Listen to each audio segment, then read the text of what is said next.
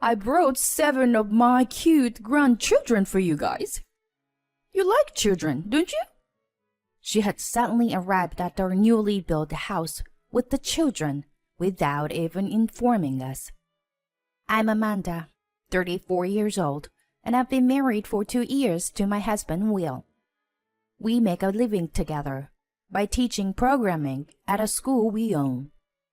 I had always admired teachers since I was a child, and even took the teacher certification exam, but ended up owning a school. My job is fulfilling every day. Our dream as a couple is to build a house together, and we have been working hard for several years, saving money.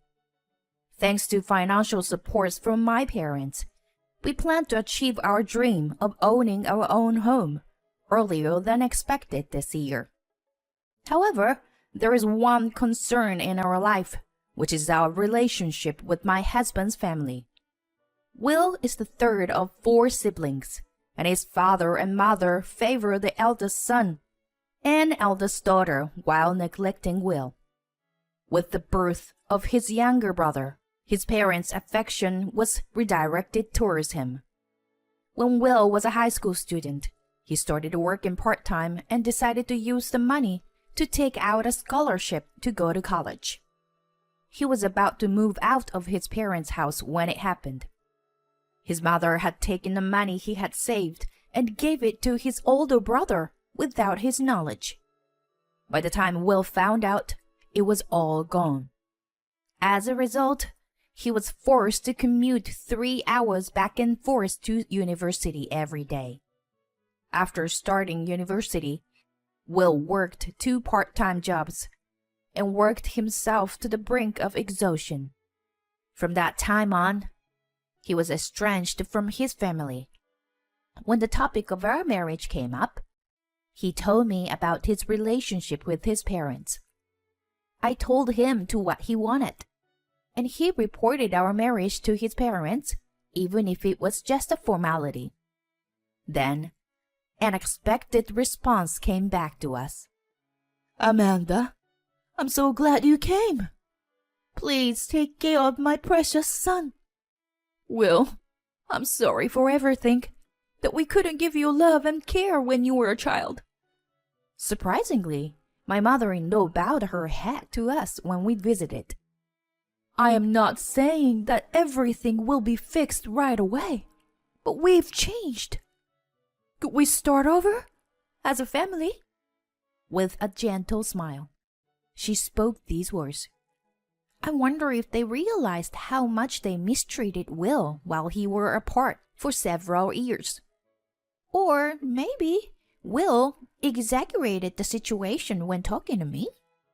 But I was relieved that an opportunity had come for Will to repair his relationship with his family. And not only my mother-in-law, but also my father-in-law and Will's siblings blessed us, and we were able to get married safely. For a while, we had a good relationship with the in-laws. However, things began to change little by little in the summer of the year we got married.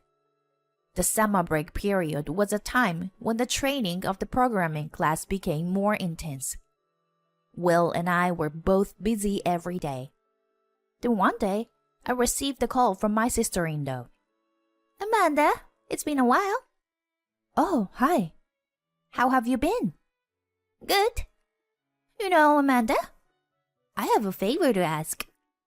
Without even saying hello properly, my sister-in-law started telling me about her request. "Can you give my child the programming class materials?"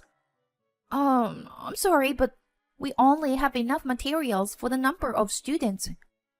And it's also against the rules to give them for free." When I apologized like that, my sister-in-law continued with dissatisfaction. "What? Can you do something about it?" "I thought it will be good for my son's future." "I'm sorry, I can't help you." "All right, got it. See ya." My sister-in-law persisted in asking me for teaching materials, but I refused because I couldn't. She hung up the phone when she found out she couldn't get what she wanted. I felt uneasy about her attitude, but I only told Will about the fact that I had been asked for materials but refused. At that time, Will had begun to become more positive in his attitude toward his family, so I didn't want to cause any more trouble. Well, we can't give them the materials, but should I give them some advice instead? After listening to me, Will contacted his sister and said that, in hindsight, this may have been the beginning of everything. A few days after his sister contacted me, Will's mother contacted me about her grandchild. Amanda, hi. It's about my grandchild. You are a programming teacher, right? Would you be willing to teach him in your spare time? Oh, hi. How's it going? Want me to teach? Well, the thing is, it's the summer break now, so I'm busy for a while. Wouldn't it be better to consult with the local programming school or a school teacher? It's not worth sending him to a programming school like that. The school teacher's classes are also shoddy, that I can't trust them. But considering the future, it would be better to consult with them, after all. Anyway, if you have some free time, would you come and see my grandchild? Okay? She interrupted me and hung up the phone. I told Will about this, but for this incident, I told him everything as it was. After listening to me, Will expressed his displeasure with his mother's attitude, but said that his nephew was not at fault, and he thought about it for a moment before saying, Well, when our work comes down a bit, should we take care of our nephew for a while? And so, our hectic schedule during summer break ended without incident. We made time and immediately visited my sister-in-law's house. She has 2 children, but this time we were looking after her second son, who is in elementary school. However, I told my sister-in-law that my nephew's knowledge was lagging way behind, and that we should protest to the school. It turned out that my nephew was hardly attending school at all. Additionally, it seemed that my sister-in-law had neither taught him at home nor asked about the progress of his classes at school. I mean, it's the fault of the teacher or the school. That doesn't match my son's needs. So, you should do something instead. You teach, right? She said this one-sidedly to us, leaving us speechless. We had a light conversation with my nephew and went home that day. After that, we visited my sister-in-law's house several times and took care of my nephew. We spent more time teaching him regular studies and having casual conversations than programming. As a result, my nephew was able to go back to school safely, and we were relieved. However, demands from my in-laws escalated day by day.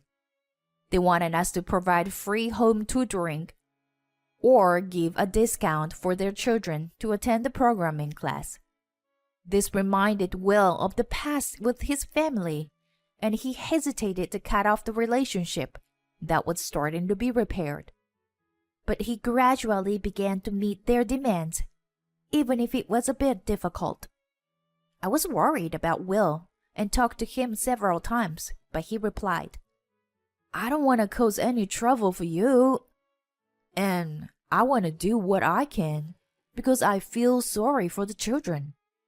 Besides, our relationship with my parents is improving. I couldn't say anything against his sincerity, so I decided not to interfere with anything other than financial assistance.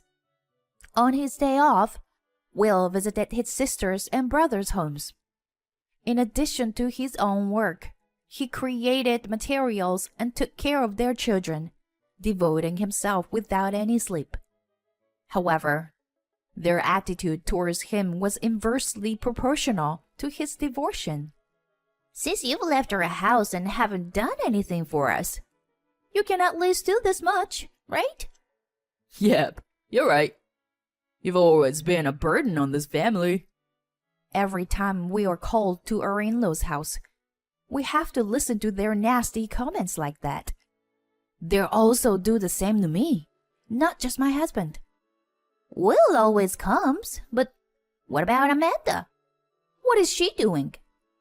I wonder if she doesn't feel like to do much for her husband's family? I had been patient for Will's sake until then, but I couldn't remain silent at my sister-in-law's words. This is about your own child, right? Isn't it supposed to be the mother and the father who should be making an effort? Why are only Will and I helping you? I don't remember being ridiculed like this, despite all our efforts. I replied boldly with these words. My in-laws seemed a little surprised by my words, but they still persisted. But we are a family, so we should support each other, right? So, what's with that attitude of yours? My mother-in-law was angry, and my brother-in-law and sister-in-law followed suit and started to criticize me. I wanted to say, we've never received any support from you guys to begin with. So what do you mean by supporting each other? But I held back my words and clenched my fists. As I watched Will, who was dumbfounded by the scene, I realized that I had to leave. So I left my in-laws' house without saying a word. As I was leaving, Will came after me and muttered, I'm sorry. I finally woke up. I must have been like a slave again to these heartless people. After a few years had passed, we had almost completely cut off ties with my in-laws. However, because of their children, Will continued to teach them, although with less frequency than before. During this time, we received assistance from my parents and were able to prepare to build our new home earlier than planned. However, somehow my mother-in-law found out about our new home and started to interfere. She strongly insisted that we make it a two-family home and would visit unannounced to voice her opinions on the construction of the new house. As the construction of the new home progressed, and we were only a few months away from moving in, a plumbing error was discovered. Since our current home had already been terminated, we had to temporarily move into a nearby property that the plumbing company covered the cost for. Although it was a temporary home, it was very spacious and impressive. Then we came up with an idea. We had not told our in-laws our new home address because of their persistence. So instead, we gave them the address of our temporary home. When we finally moved to our new home, we went through various procedures to completely sever our ties with my in-laws. However, my mother-in-law visited our temporary home and announced, with 7 grandchildren in tow, including my brother-in-law's children, ranging from high school students to kindergarten-aged children. It was like a circus, and my mother-in-law pushed the front door and said something that left me dumbfounded. I brought 7 of my cute grandchildren for you guys. You like children, don't you? My sister-in-law spoke to me to add my mother-in-law's words. We're going on a trip with only the adults, starting today. You guys have time off, right? Can you take care of these kids while we're gone? Make sure to feed them and bathe them properly, okay? As I noticed the noisy atmosphere at the entrance, my husband came out from the back. Then I confidently said to my in-laws, who are you guys? Huh? My mother-in-law and sister-in-law were surprised at the same time. What do you mean? Who are we?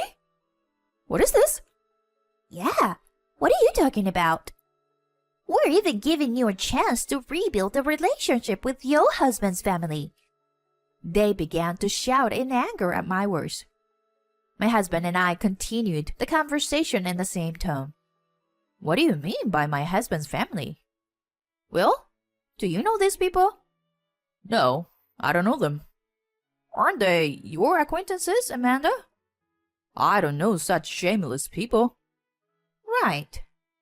If you were talking about my husband, Will, he was recently adopted into my family. So my family is now his family. What business do you strangers have here? My in-laws were taken aback by my words. However, my mother-in-law immediately came back to attack. What are you doing? Adopted? Don't be silly. And what's with this house? It's not a two-family house, is it? Saying this, my mother-in-law began to make a scene, throwing shoes at me and knocking over the vase by the entrance. What are these people saying, Will? I don't know, but something seems off.